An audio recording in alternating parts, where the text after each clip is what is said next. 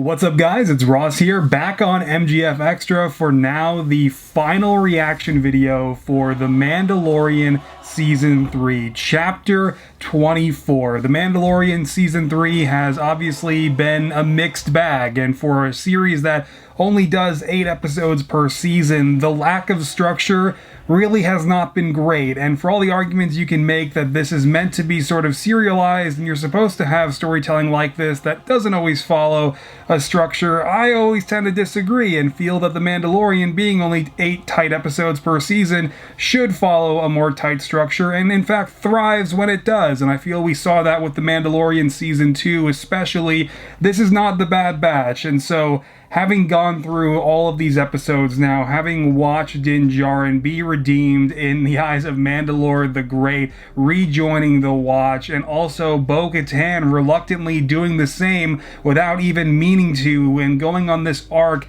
as she is humbled by the Watch, and she's humbled to so much that the Armorer decides that she will be the one to walk both worlds in reuniting Mandalorian factions and ushering in a new era for Mandalorians everywhere, now with the emergence of the Mythosaur's return, challenging the Armorer's faith. And I want to say that Grogu has kind of gone on an arc this season, but I mean really he just jumped around a bit, and then he hopped in IG-11's corpse, which is I get the idea, IG-11 still protecting Grogu even in death, but it's still kind of morbid, as fun as the yes-no button has been. But there are a lot of parts of The Mandalorian that, Season 3, that have not been as fun, that I wish would have had slightly better writing. I felt the writing has fallen short this season, and even though the production value has largely stayed the same, there has been something really absent in The Mandalorian Season 3's quality. I don't really think that's an unpopular thing to say. But that said, I have still enjoyed the ride. There has still been so much amazing content to enjoy out of this season. I mean, right at the end of the cliffhanger of the penultimate episode with the final death of Paz Vizsla at the hands of Praetorian guards really early in the timeline.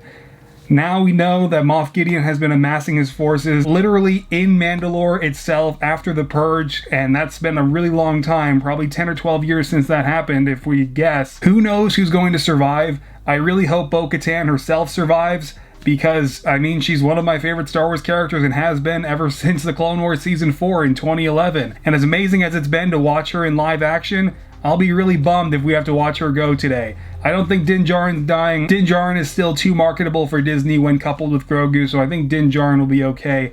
And we've still got a lot to lead up to in Dave Filoni's big epic movie finale, so I mean, maybe Bo-Katan will die. I would really hate to see her go. The Armorer, who knows? I think it's totally fair game, and I haven't had anything spoiled, which is nice, so we'll see what we've got for these, I guess, 41 minutes of The Mandalorian Season 3's finale. The last time we had Luke Skywalker appear. I'm not necessarily expecting anybody this time, aside from hopefully Fen Rao, but otherwise, we'll see how it goes. And guys, this has, for the most part, been the way. He's gathered his forces and he's using our homeworld as his base. Uh-oh. Is Axe gonna die? He's gonna get shot out of the sky, man. Never had a first-person visor shot like that before. Oh! Oh my god, dude! They have flamethrowers? Why didn't any of them use those before? And the grapple hooks? These guys are straight up like Mandalorian, like discount Mandos. Wow. Grogu to the rescue. I'm okay. I'm okay. He's got the back to spray. Help me up. That's hilarious. What a great parallel. I'm gonna need you to be brave for me, okay? We can't keep running. If we don't take out Moff Gideon, this will never end. Oh man. One more time. The return. Oh man. I'm very confused about why Axe was just flying into the sky. I guess he can survive in space. Uh-oh. That's a lot. Shall we engage? No. I'll take care of him myself. Oh! Didn't go so well last time, bud. You're not really great at hand-to-hand combat. This is a lot of R5 action. That's once the thing, Commander. The scouting party has been ambushed by Imperial rebels. They're launching fighters to destroy the fleet. Open the gauntlets. Send all available troops down as reinforcements. Leave the capital ship behind as a decoy. Bo-Katan needs our help. I'll take care of the cruiser. Everyone go. Move! Oh, Axe is dead. Axe is gonna die. He's dead. Wow. Axe Woves is not the spy. Holy crap.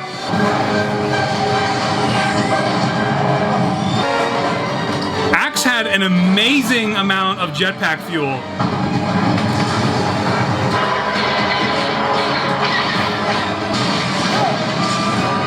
Oh my god.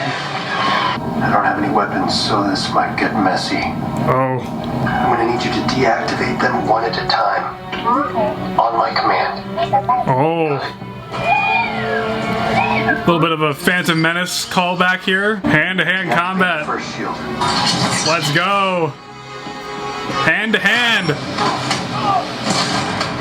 Nice. Oh. Over the shield! Oh. Missed the knife. Not working! They don't have blasters on them, dude? There we go. We at least got that.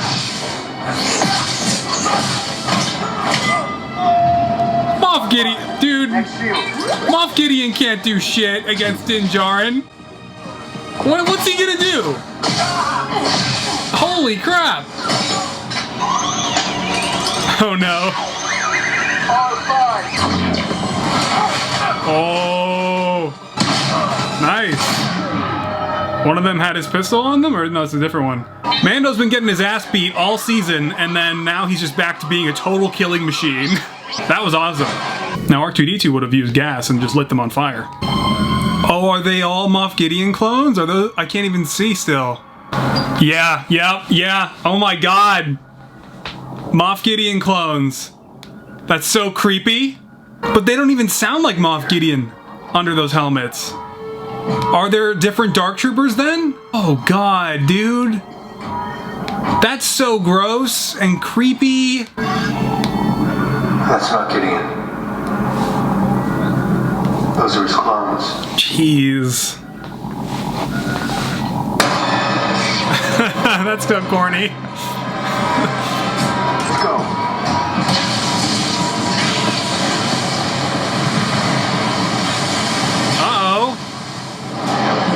Din Djarin's just like murder. Understandable. We've taken refuge in these surface caves since the purge. Oh, still some life under here, huh? Cool. Nice little oasis. Do you live here? Wow. No. We planted farms. These are the old species indigenous to Mandalore. Life persists. Wow. I never knew the surface could still sustain plant life. Lady Creed, your reinforcements have arrived. Yeah, guys, there's the Armorer. Your spy. Dude, the Armorer was never gonna be a spy. Let's take back our planet. Cool, man. So there's a future for Mandalore after all. This is cinematic, oh my god. More drops? And the Armorer doing it too? That's so fun. Oh my god, look at that. The Armorer and Bo-Katan side by side. With the, oh come on man, with the darksaber? Oh come on! That was amazing! They didn't have to do that, but they did. This is so badass. Live action Clone Wars come to life. Oh my god. Oh! Aerial combat? Let's go! Hello, budget! Oh my god! Oh my god! Oh man! Oh man! Bo-Katan and armor aerial combat is not something I thought I was gonna get in my life. That's freaking awesome, dude. Moff Gideon better have some clone dark troopers or something, because otherwise Din Djarin's just gonna hand his ass back to him again. My clones were finally going to be perfect by adding the one thing I never had. The Force. Oh. I was isolating the potential to wield the Force. Oh. And incorporating it into an unstoppable army. And you smothered them before they could draw their first breath. Oh. He was working with midichlorians, dude. That's what all the M counts were about. Okay. Very cool. Yeah, I mean, good luck, Moff Gideon.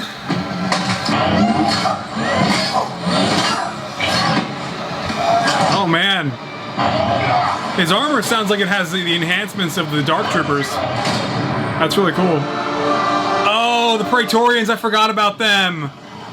Yeah, that'll be a problem for Din. Okay, yeah, this'll do it. That'll do it.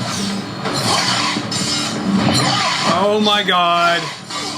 So they can't pierce Beskar then? Oh shoot. No. Whoa, dude.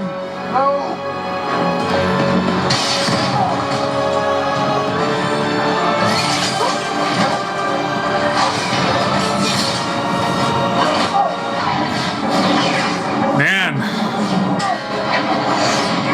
Holy crap, dude. The armor, way to go.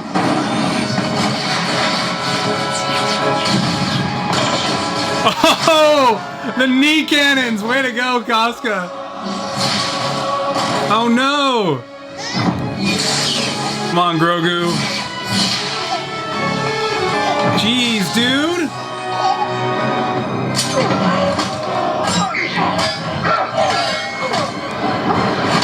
I guess Moff Gideon's been training, man.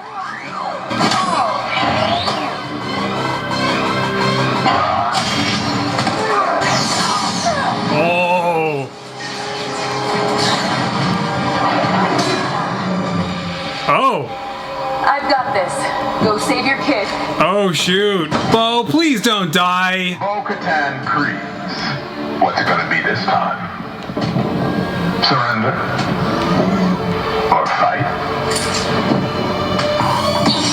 Oh. Oh, man. Okay, there's no reason that he should be able to survive her. But, you know, we'll see what happens.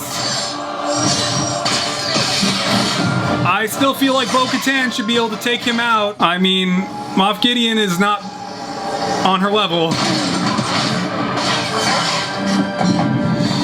Whoa, dude. Oh!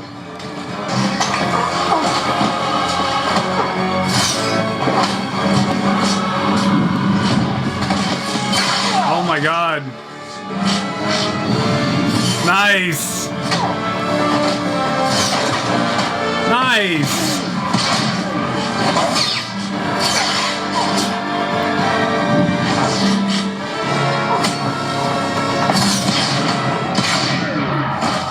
Hell yeah, Din Djarin. Let's go. Being a warrior his whole life, finally paying off. What is that? Oh shoot. Did Axe Woves die? Hey man. Oh my god. It's one hell of a way for Axe to go out, man. Come on, dude. Bo-Katan is so skilled in hand-to-hand combat. And I will give you a warrior's death.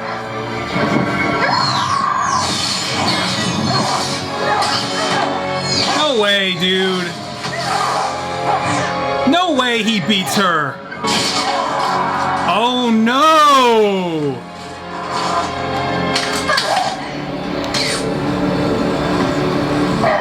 Dude, the darksaber. The darksaber is gone. But we still have the mythosaur. Everything. No. Mandalorians are weak.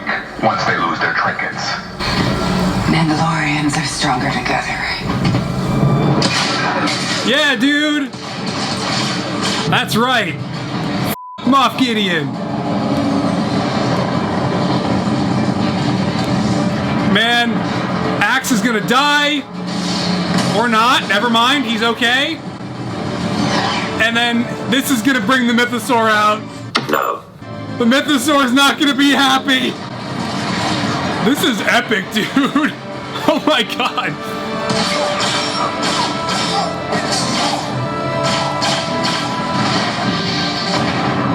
Oh my god! Oh!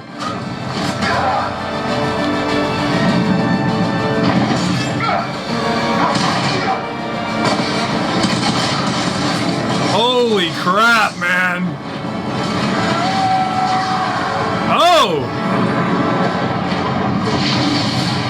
Well, we didn't see a body, so Moff Gideon's still alive.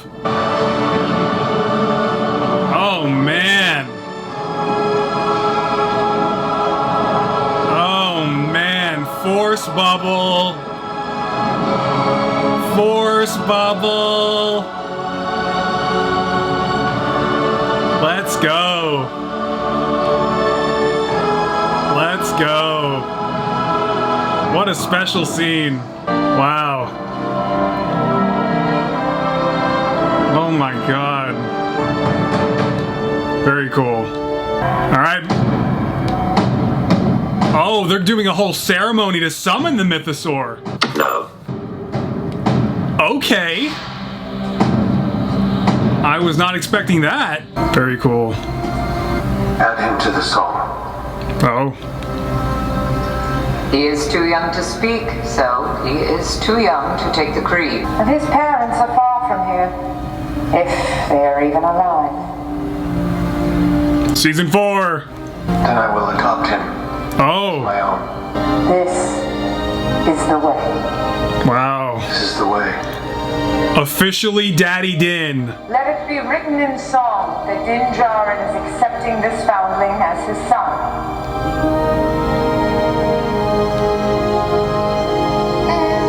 Oh man.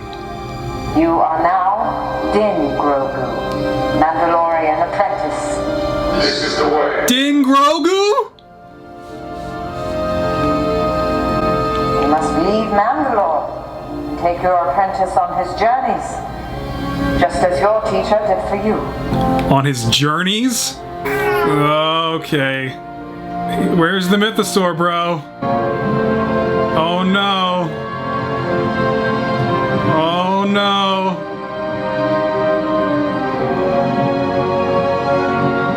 Oh no. We're waking it up. Hello. Oh, so no Mythosaur. He's just gonna hang out down there. Okay. Now I'm a little sad. Mythosaur's just gonna vibe down there. That's cool too, I guess. Oh my god. Looks like more Mandos came from other parts of the galaxy. The reigniting of the Forge. Nice. Very cool.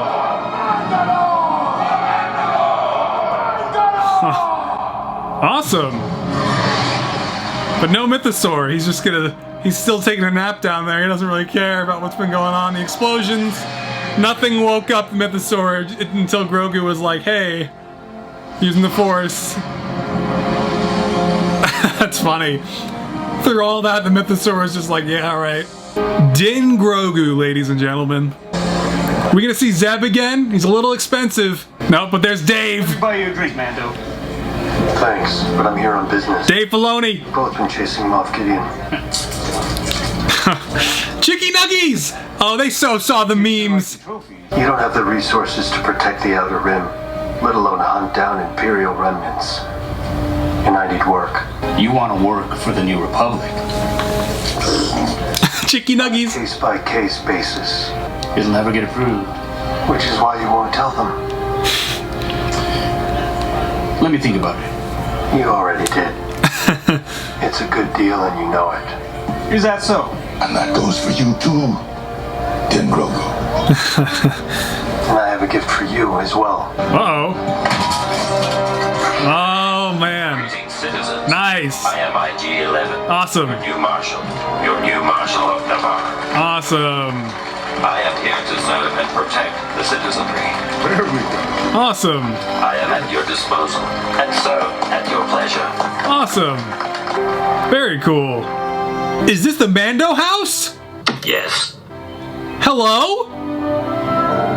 Mando house? What? Lego set, please? Oh, come on.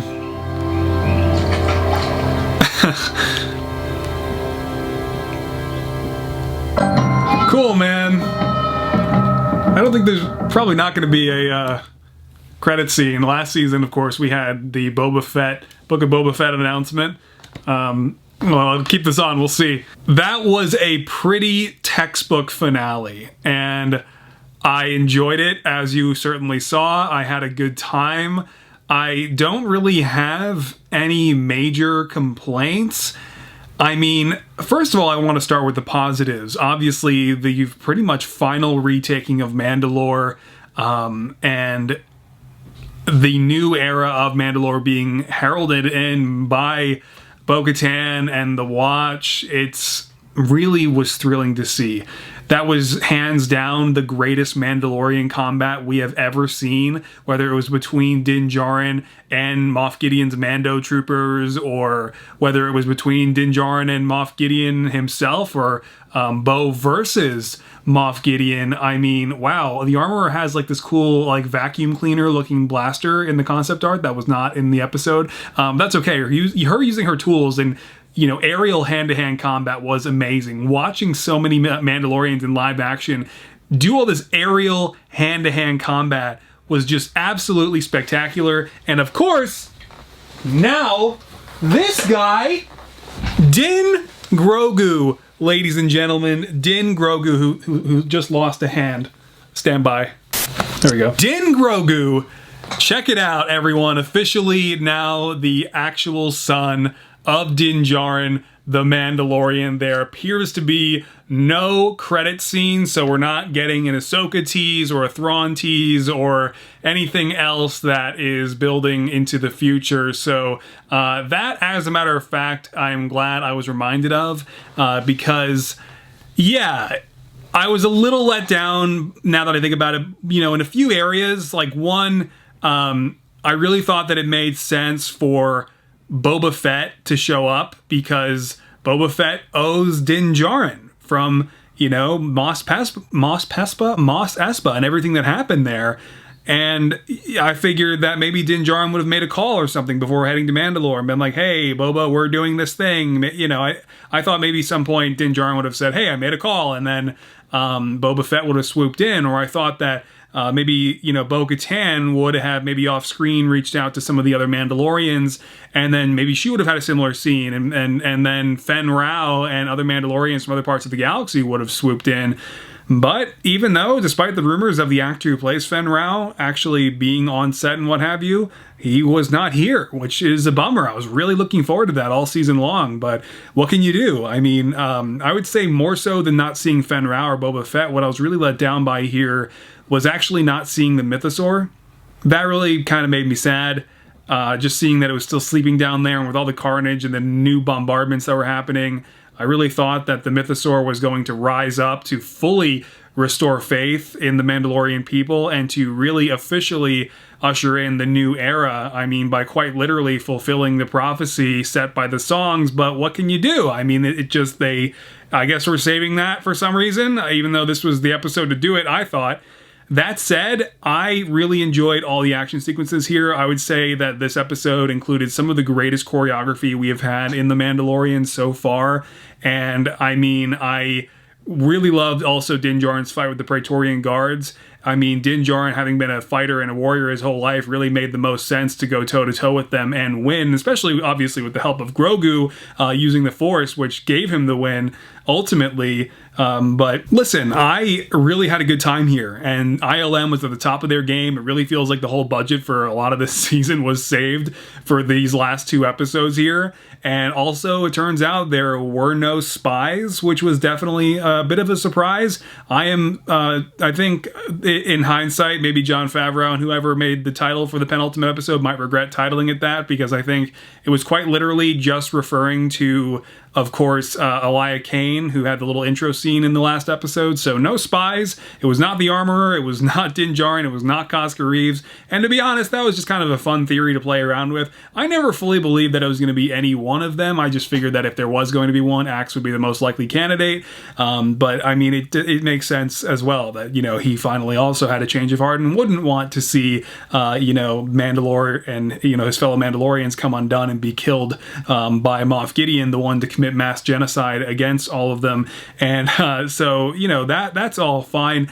It's just, when looking at The Mandalorian Season 3 in retrospect, there were a lot of problems, right? And a lot of problems that I really hope will not be repeated. I'm honestly not entirely convinced that Jon Favreau is even going to stay on board for Season 4. He has written it and everything, but at some point the guy's going to want to dip out of this series. I mean, he's been going on this since 2018, so we'll see how much longer Jon Favreau sticks around. Obviously, Dave Filoni isn't going anywhere, but I'm not even fully expecting him to really stay on for Season 4. We'll see, though. They have to be filming it really soon, and, I really had a great time here. I thought the Moff Gideon clone reveal was just kind of a, Haunted Mansion kind of goofy reveal with the eyes opening and then Din Djarin just drowning them or whatever that was. I was kind of hoping to see them do something. I was hoping to see them fully suited up, to see them fight and kill a lot of the Mandalorians or something. I expected a real threat there. Instead, we never got to see it come to fruition. I just really don't know how to feel about all of this, because I would certainly say that despite how epic The Mandalorian Season 3 has been at times, I mean, having Katie Sackhoff lead The Mandalorian series right alongside Din Djarin has been just such a gift. I mean, live-action Bo-Katan is such a gift for me as a Clone Wars fan, and she nailed every second that she was on screen. I mean, not wavering for even once in the performance. She was outstanding. And Pedro Pascal as well, not removing his helmet at all this season, which was definitely a bit of a surprise. I kind of was hoping that maybe at the end there, he would remove his helmet and he too would be able to walk the way of both, the Watch and traditional Mandalorians, more modern Mandalorians like Bo is, and maybe Bo and Din Djarin could rule together or something. I don't know. I thought that this finale, despite destroying the darksaber, which was definitely a pretty big move, played things pretty safe. And I'm not even fully convinced that Moff Gideon's dead. I think, he probably got burnt to a crisp, Anakin style, but probably survived somehow. He was wearing some pretty great armor. I think he probably was able to withstand a lot of that.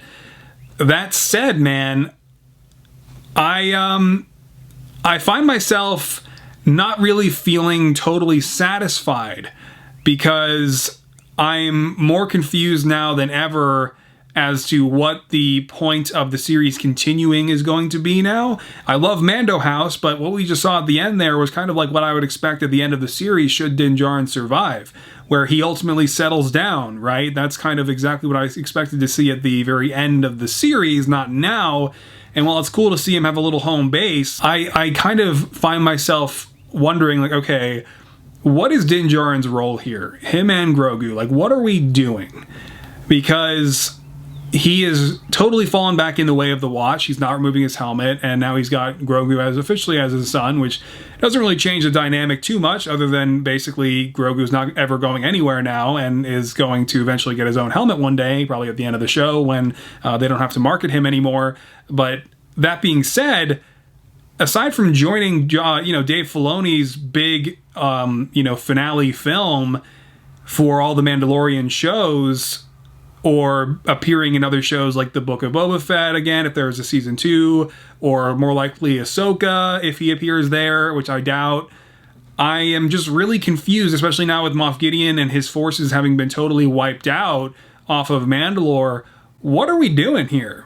You know, like, what, like, where's the story? Are you like, yeah, we still have yet to ride the mythosaur, but nobody died. And so as much as I am really happy that Bo-Katan lived, and I'm glad that the Armorer lived too, the stakes could not have felt any lower because no one died. And you're talking about the retaking of Mandalore. I mean, and there were no consequences. No one had to sacrifice. Granted, Paz Vizsla did. He died. But as far as like real major heavy hitters like Bo-Katan or the Armorer or maybe Din Djarin losing a limb or something, I don't know, Carl Weathers, Grief Karga, there were no stakes. Like, everyone's okay, everyone's fine. And I found this finale to be fun, but it was very textbook. And I really thought that it was, hands down, probably the greatest Mandalore content we have ever had. And again, I cannot tip my hat more to ILM and the stunt choreography, the stunt work. I mean, everything that Katie Sackhoff has brought to the table all season long, but it's been a troublesome season. One that has lacked direction, one that has found Din Djarin and Grogu kind of no longer having roles in their own show, as much as I was thrilled to have Katie Sackhoff leading the series, basically, with Pedro Pascal. I mean, Pedro Pascal, more like Brendan Wayne and Lateef Crowder, but with Pedro's ADR, because he was filming Last of Us. So I'm not jumping up and down over here, right? Grogu might, but I'm not. I had a great time. I really enjoyed it. This was solid.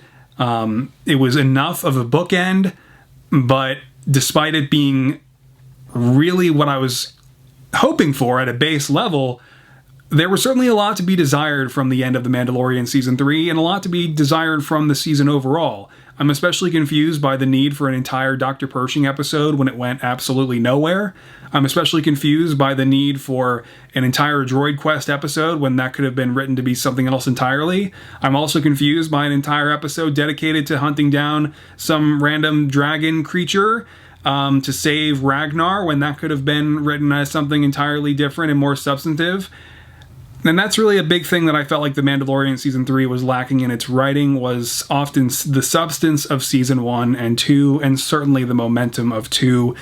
And I'm really curious what you guys think down below. I really would say that The Mandalorian Season 3 is easily the weakest of the 3 seasons, but that's okay. We can always hope for a better Season 4. We have Ahsoka coming and a lot to look forward to, but I think there are a lot of lessons to be learned here with The Mandalorian Season 3's production. I hope and I trust, especially with the Chicky Nuggies meme at the end there, that Dave Filoni and Jon Favreau, even if Jon Favreau is probably on his way out, are listening, and I hope that they are, because The Mandalorian has been more, and it can be more.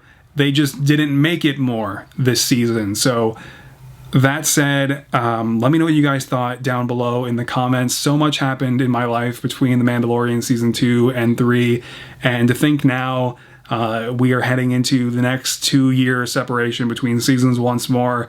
I don't know when I'll see you guys next time here on MGF Extra, but thank you so much for joining me along the way.